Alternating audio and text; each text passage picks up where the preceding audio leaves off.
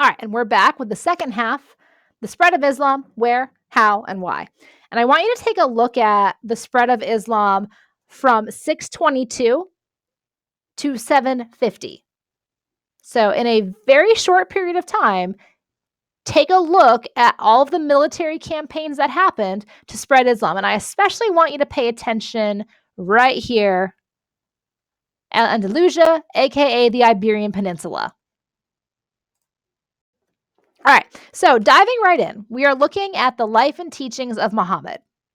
So Muhammad was born in 570 to a wealthy merchant family in Mecca. And at his birth, Arabs worshipped many different deities, and they believed they resided in natural objects. But Muhammad began having a series of visions while he was in his 40s around 610. And Islam means submission or surrender to Allah. And in 620, people in Medina began converting, hoping to end feuding between clans. And the message of Muhammad's revelations was that there was one God, Allah, and that all people ought to submit to him. And at the final judgment, those who had submitted would go to heaven, and those who had not to hell. His revelations were considered to be the final revelations.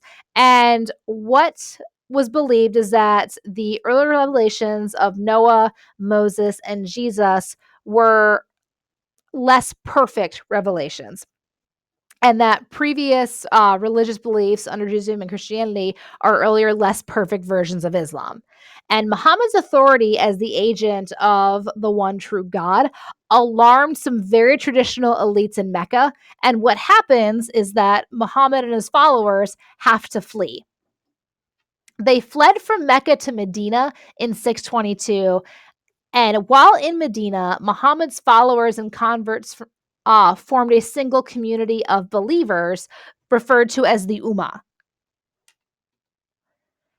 During the last decades of his life, the Ummah became a model for the sort of Islamic state that would later expand to include all of Arabia and then lands beyond in Africa, Europe, the Middle East, and Central Asia. Muhammad died in 632, and he preached his last sermon outside of Mecca. When he died without any male heirs. So Muhammad had 4 daughters. And what's going to begin happening is there's going to be a split over who people think should be leading. And after he dies, his father-in-law, so the father of Muhammad's youngest wife, Aisha, Abu Bakr, takes over leadership as the Ummah. And he faced 2 challenges, so standardization of religion and consolidation of the state. And Abu Bakr successfully reestablished authority over the Arabs, and he also oversaw the assembly of the Quran into an actual book form. So this was done right after Muhammad died. And through this establishment of the Quran in book form, you also have the 5 pillars of Islam. Disagreements, though, over the question of succession were going to continue. The religious leaders were referred to as imams. And what's going to happen is there's going to be 2 groups that form, your Sunnis and the Shiites. And the Sunnis supported Abu Bakr, and then the people who came after him. And that includes Uthman. However, the Shiites supported the claim of Muhammad's first cousin and son-in-law, Ali. This is eventually going to lead to the establishment of the Umayyad Caliphate in 661, and they are Sunni. So the split results in 2 separate Muslim communities. And my computer is saying it's going to kick me out. Sorry about that. All right, we're back. And what's going to happen is when Ali dies, a permanent split will develop. But when Ali dies, there are Shiite caliphs. There are a number of disagreements between Shiites and Sunnis, not only just on who the leader should be, but what the role of that leader should be, and then property rights as well. The Shiites supported Ali's claim and believed that the position of caliph belonged to the descendants of Ali because Ali was a blood relative of Muhammad. But the Sunnis believe that the first three caliphs were correctly chosen and they supported the Umayyads. What happens in this split is that Hussein, who is a Shiite caliph, and his family are assassinated. And it ends the Shiite claim to the caliphate. The Umayyads, what's very important to remember, guys, is they ruled an Arab empire, not a Muslim empire. So they are not ruling over a majority of Muslims. They do engage in territorial conquest, and they build their capital in Damascus. In this city, they build the Great Mosque over a Christian church with relics of John the Baptist. They continue their conquest into North Africa. And by the 10th century, Muslims became a majority in Egypt, as well as other parts of Africa. Rebellions will eventually overthrow them. They are a very short-lived caliph, but they have quite a bit of influence. And as you saw from the map earlier, their expansion was very impressive. The Umayyads end up in Spain, and they build what is called Alhambra, which is what you can see up here. And Alhambra is it is incredibly beautiful. The paintings, the stonework. But what's also very interesting is Alhambra had plumbing. And it's one of the very first examples in the classical world where you are going to see plumbing in a building. When the Umayyads fall, so the family of Abbas, who was an uncle of Muhammad, takes over and establishes the Abbasid Caliphate. And the Abbasids will hold the caliphate until 1258. So again, we are looking at the spread of Islam. So what you saw before under the Umayyads and what we see under the Abbasids.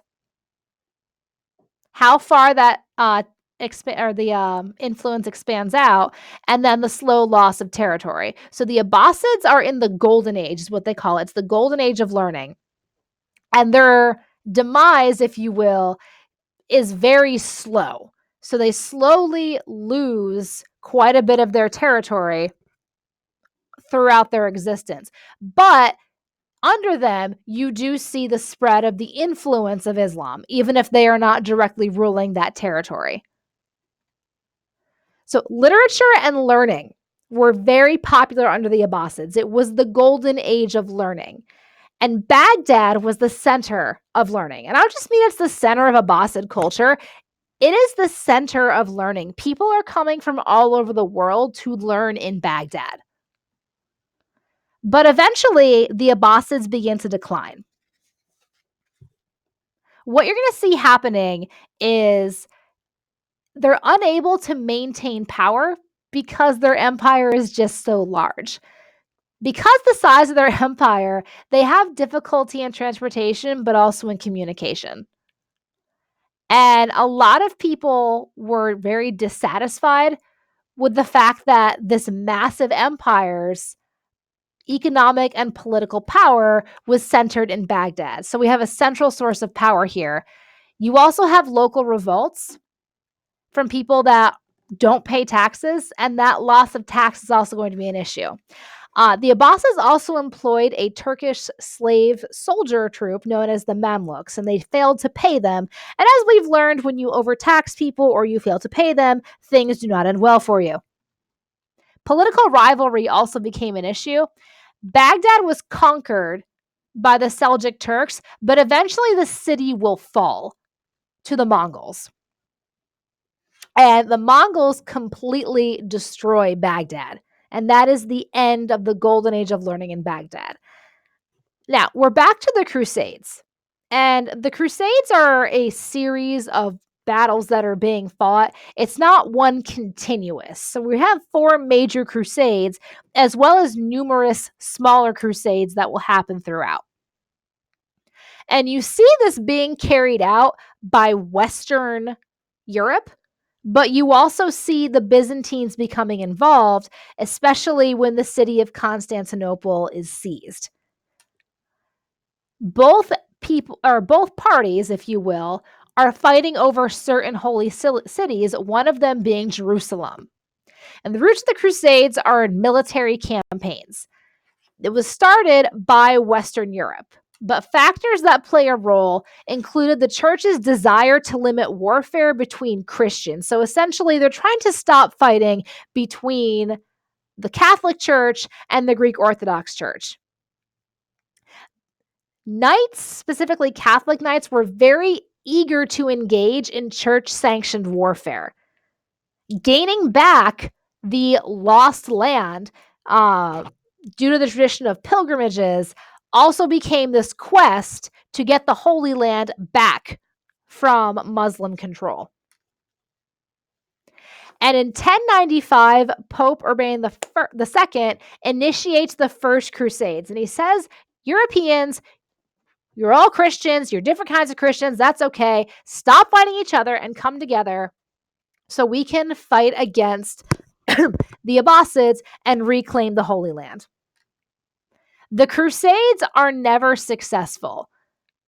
Back and forth, land is lost and land is taken. And you can see the massive influence of Latin Christianity versus Islam. Specifically, we're really looking at Sunni Islam. But you can also see the overtaking of the Greek Orthodox Church from both the Catholic Church and from Sunni Muslims. But we try to look at the silver lining whenever we can.